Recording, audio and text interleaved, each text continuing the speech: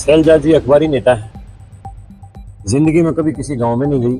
अगर शैलजा जी अम्बाड़ा से भी एमपी रह ली और सरसा से भी एमपी रह ली, अगर 100 गांव का मुझबानी नाम बता देंगी वो, फिर मैं उनको लीडर मानूं। कांग्रेस में सबका अपना निजी निजी मैनिफेस्टो है और कांग्रेस की कोई एक संयुक्त विचारधारा है ही नहीं।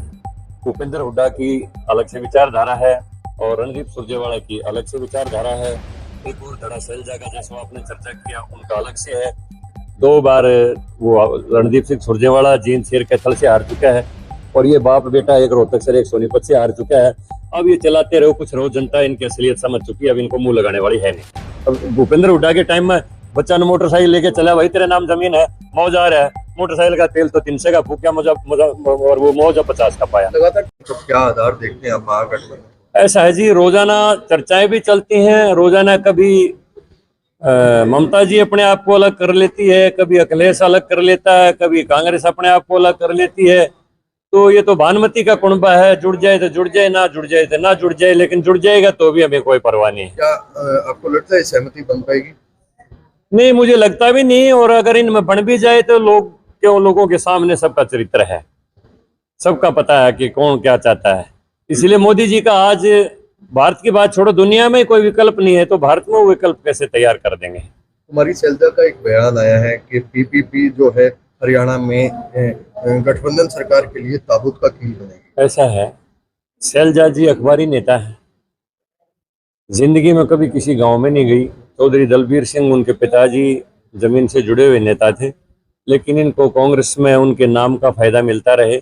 अगर शैलजा जी अम्बाड़ा से भी एमपी रह ली और सरसा से भी एमपी रह ली, अगर 100 गांव का मुझबानी नाम बता देंगी वो, फिर मैं उनको लीडर मान लूंगा।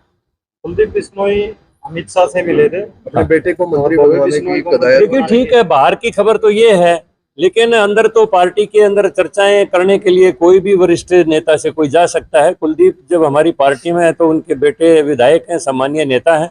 अगर उन्होंने कोई मंत्री के लिए भी बात करी है तो वो भी कोई बुराई की बात नहीं है, कर सकते हैं। अमित शाह जी हमारे पार्टी के बहुत बड़े नेता हैं, देश के गृह मंत्री हैं, लंबे समय तक पार्टी के अध्यक्ष रहे, राष्ट्रीय अध्यक्ष रहे, तो उनसे मिलना एक आम बात है। वो तो कोई भी पार्टी का बड़ा नेता उनसे मिलकर अपनी बात कह सकता है। दीपेंद्र रैलियां कर रहे हैं, उसमें मैनिफेस्टो जारी कर रहे हैं कि बिजली फ्री दे देंगे, 6000 पेंशन दे देंगे, लेकिन उन्हीं के प्रदेश अध्यक्ष का बयान आया है कि पार्टी का कोई भी मैनिफेस्टो जारी नहीं। क्या समझते हैं आप? कांग्रेस में सबका अपना निजी निजी मैनिफेस्टो है और कांग्रेस की कोई एक संयुक्त विचारधारा है ही नहीं। भूपेंद्र हुड्डा की अलग से विचारधारा है और रणदीप सुरजेवाला की अलग से विचारधारा है। एक और धड़ा शैलजा का जैसा आपने चर्चा किया उनका अलग से है। जमीन पर कभी ना शैलजा गई।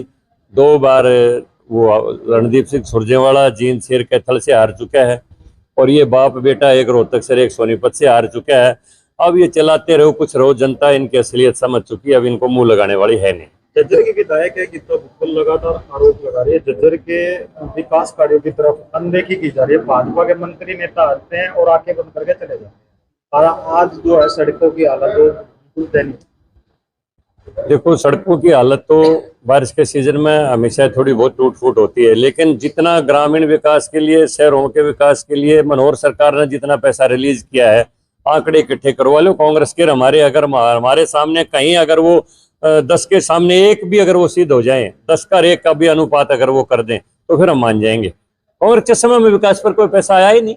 अब बताइए, एम्स कोई उन्होंने बनाया हो, मेडिकल कॉलेज उन्होंने नए बनाए हों, कोई हाईवे नए निकाले हों, कोई हमने कैंसर के इंस्टीट्यूट बनाए, यहाँ पर इतना रिलायंस को पैसा दे दिया कि स्पेशल इकोनॉमिक जोन बनाएंगे, वो बनाएंगे, किसानों की करोड़ों की अरबों की जमीन पूंजीपतियों को लुटवा दी। और ऐसे खेल खेले गए हरियाणा में। 4 गांव की 1400 एकड़ जमीन गुड़गांव के अंदर किसानों को पहले 4 के नोटिस दिए, फिर दफा 6 के नोटिस दिए, तो उनको भय दिखा के बिल्डर्स को जमीन खरीदवा दी 20 लाख रुपये एकड़।